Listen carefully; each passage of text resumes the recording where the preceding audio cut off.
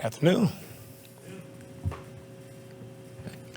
What have you seen from your guys this week approaching this challenge and how they're kind of responding after the Falcons game? Our guys have responded really well. I think they've came out and have 2 really good days of practice. They've been dialed in and locked into the things that we're asking them to do. They've been doing a really fine job and had a really good practice just now. So I'm liking where we are in our preparation. All the off-schedule things that the Chiefs do, how can you plan for that? How is your defensive approach when they do so much like that? Yeah, we know it's a challenge. Everybody knows, Mahomes is one of the best quarterbacks to play, and his ability to keep plays alive by being on the move, it's very difficult to defend. So everybody has to be sound. Everybody has to be where they're supposed to be in coverage, in their rush lanes. Everybody has to just be accountable. Everybody has to do their job and play together. Right? It's not going to be a one-man show of going to get Mahomes. It's going to be everybody with the rush and coverage being tied together. That's how we'll collectively be able to stop these guys. Kyle compared him to John Elway, and Jimmie Ward compared him to Aaron Rodgers. Does he remind you of anybody that you played against? Nah, he's a man in his own category. I think just with the different arm angles and the different ways that he's able to, throw the ball. I haven't seen anybody like that. Never played against anyone like it, but he can make any throw on the field no matter where he is. If he's moving to his left, moving to his right, it really doesn't matter. Sometimes you want to, force guys one way or the other. With this guy here, it really doesn't matter. He can sidearm it. He can throw wherever he wants to. So he definitely is a different beast all of itself, and it's a tough out for everyone. Without Tyreek, they've still managed to have a similar scoring average per game. Yeah. And without that, that this Kyle called it, how he referred to it, like fastest guy on the planet speed. How have they been able to do that?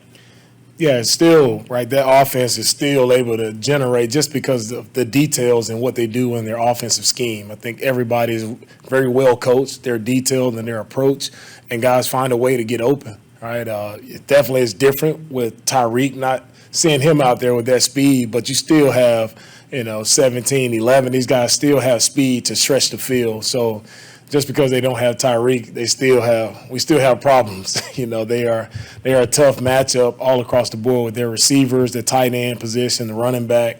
Like each skill position presents a different challenge. So these guys it's difficult to defend, and we're up for the challenge though. What do you guys have to do when you just defend them in the red zone? It seems like their red zone package is as varied as any team in the league. So how do you go about preparing your squad for that? Yeah, they have a lot of different looks. They mix it up very well in the red zone, a lot of different motion shifts, right? They get very creative in the red zone, and that's where you see them thrive, and they're able to score points just because of the creative things they're able to do to kind of confuse defenses and get guys wide open. So, we have to have eyes on Kelsey. I think he's one of the most targeted guys in the red zone, and he finds a way to come down with a lot of touchdowns. Right, really good connection there with Mahomes. So guys just have to be very dialed in and very locked in with their eyes, being exactly where they're supposed to be, making sure they're looking at the proper thing and not getting tripped up by all the window dressing that they see. How difficult is it to prepare for and coach against Andy Reid in particular?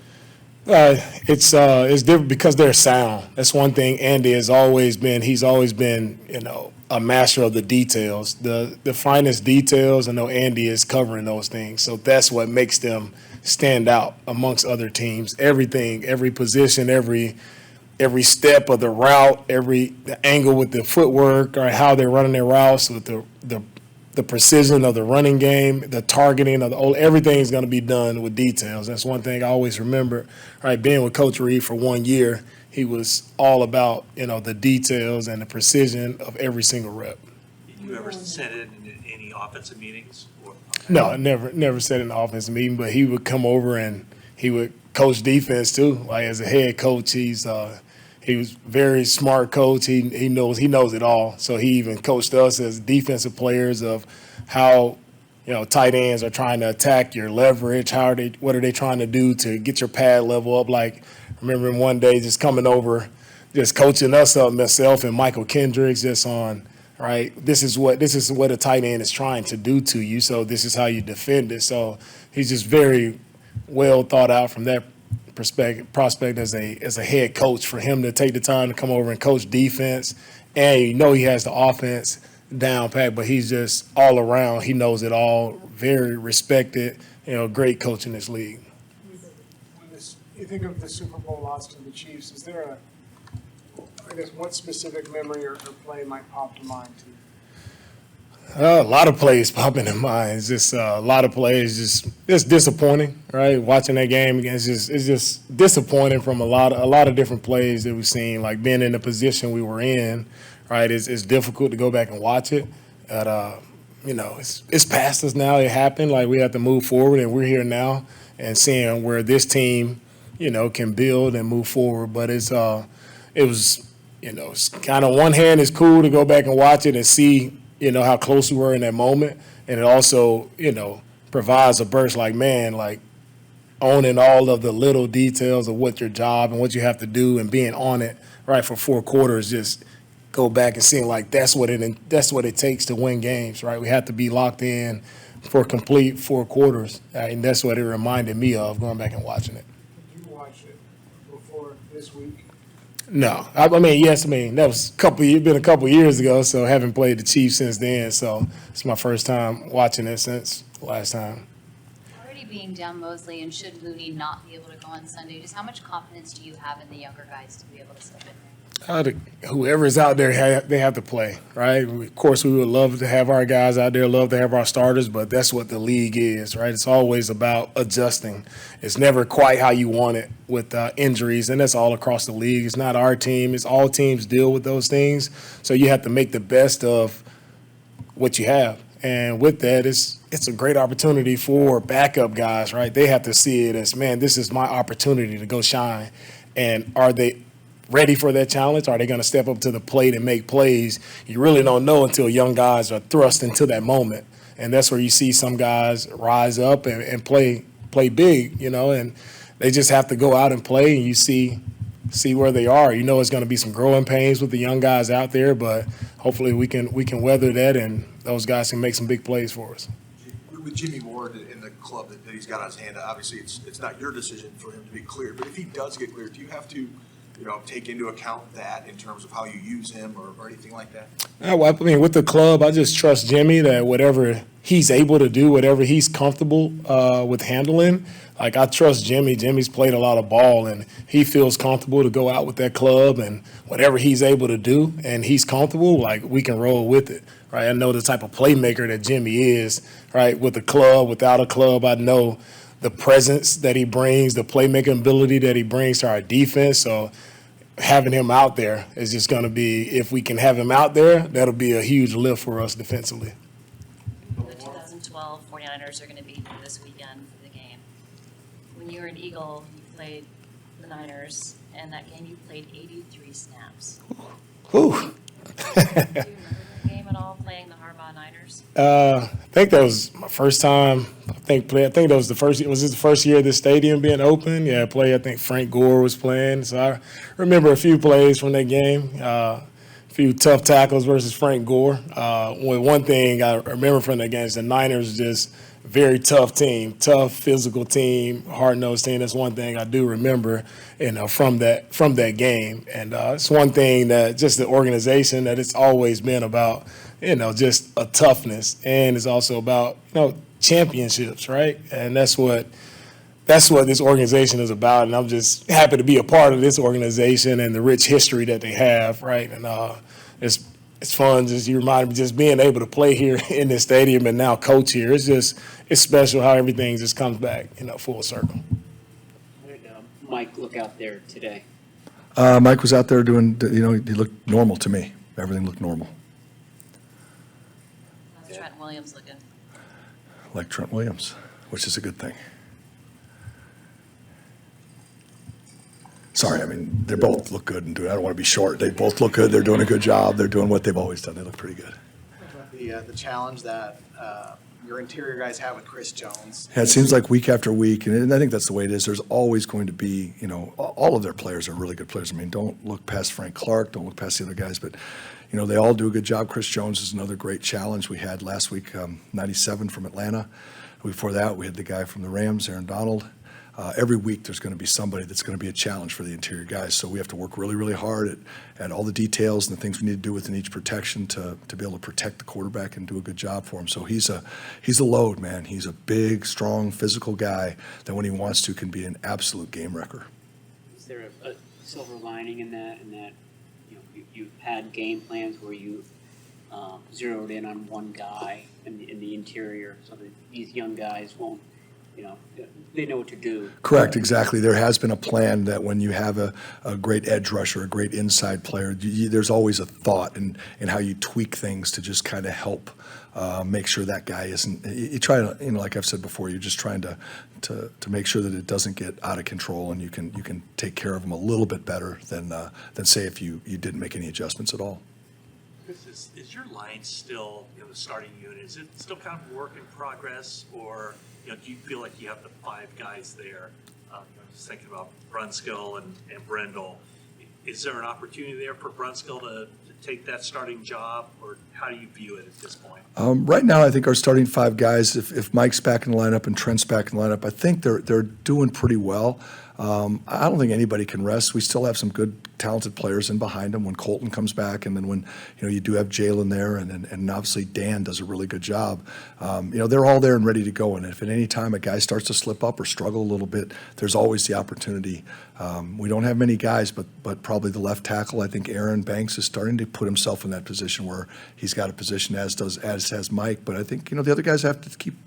I don't want to say look over their shoulder, but you got to stay on point, because there are other players that can play, and there's nothing wrong with that. If you're having struggles, or maybe you're banged up and hurt, and we need to play another guy a little bit more, or whatever it is, that at least we have other guys that can get in there and play. And would you say Brendel's doing well enough to hold All on? the guys right now all 5 that are in there as starters are starters because they're doing well enough to be the starters. We're not gifting a position right now to anybody, but definitely they need to keep grinding and keep working. Like 3 games with considerable amount of rushing yards, and then 3 games that were like less than 100. And sometimes that's circumstance because of how many plays you get to run. But where do you see the evolution of the running game at this point? What do you need to do better, you think? I think the games that I think it's kind of a reflection of the consistency of how we play. It really is. I think the one under 100 was the Rams game, which is kind of the way the game went, the drives. If I remember correctly, that was a little bit different than the other 2 where we were low. It's just consistency in our play. It's kind of probably why we're 3-3. It's just not consistent week in and week out. And I can speak from the offensive line perspective. We're not executing consistently at a high enough level to run the ball enough times. And then, we've had games where we haven't converted on third down. There's a lot of other reasons, but at the end of the day, we've got to do a better job. The tight ends, the fullback, the offensive line, everybody is a unit pulling together to make sure that we have more consistency in the running game. How do you account for, it seems like Justin Reed's maybe the fastest safety in the NFL. How do you account for, especially outside zones, somebody that can cut down angles really quick? Well, whatever the responsibility is of the given play, if the receiver's responsible for them, however we account for that player, we have to put our guys in position they can get them blocked. So whatever that entails, splits, play calls, different things like that. Obviously, he's a talented player and will make plays no matter what you do. And so it's trying to understand every part of the defense and where the challenges lie and how we can put ourselves in a position to best block the guys we need to block. Small sample size, but through 6 games, the run game has been much more effective from the shotgun than from under center. I don't know if you've seen those splits, but what do you think has gone into that so far? Well, yeah, I do think it's just a matter of, it's who knows if it's the play call versus the defense. It could be a lot of different things. It could be the situations that they're called in. You think back to one huge run in the Chicago game at the end of the half. It was a shotgun run to Debo that went for 50 or 60. That alone could take the numbers and skew them slightly. But I think it's all, we just evaluate each play in and of itself. And obviously there are trends. And if we see trends that maybe, hey, shotgun's this, why is it? And then maybe you build on that or not. You just have to, we're always looking at it, believe me, every single week, all those things. But I don't think there's anything you can put your finger on and say, this is why it's better in shotgun or this is why it's not under center. We saw Dan Brunskill back in a tackle for the first time since 2019. What's been behind that thought process over the past several years to have him at guard and not really experiment anymore with him at tackle? Well, I think that when we moved him, when he came here in 2019, if I remember correctly, both Joe got hurt in the Cincinnati game. McGlinchey got hurt a little bit after that, so we had School and Brunskill were basically our backup tackles at that point, if I remember correctly. My memory's is fading. But I think those two guys, and so when we had them both out, they were the next man up. Dan has had tackle and guard ability. Center was a reach for him. When we put him in at center, that's been a stretch for him. And he developed, Dan can play every position if you give him enough time to figure it out. But his body type, his athleticism is more suited to guard than to tackle. So right now when you think about it, if tackle 1 is Trent, tackle 2 is Mike, tackle 3 is Colton, tackle 4 is Jalen Moore, tackle 5 is Dan Brunskill, right? So you're talking about our 5th tackle on the roster. Then you get down to, and you start talking about the 6th guy. You're talking about guys that are, Leroy Watson, who's on the practice squad, and guys like that. So basically, we're playing with the guys that, if you were listing up from how we had them ranked, it'd be their 4th and 5th tackle. So Dan was next guy up. You're lucky to have 4. We're lucky to have 5 or 6 guys that can literally slide out and do it. You also have Blake Hance, who's had some substantial time at tackle with Cleveland, and then he played some for us in tackle. He spelled Mike for the first couple plays when Mike came out. And then we went with Dan and Spencer the rest of the game. Some coaches and players have talked about reviewing the Super Bowl loss to the Chiefs, and it's not a great thing to do.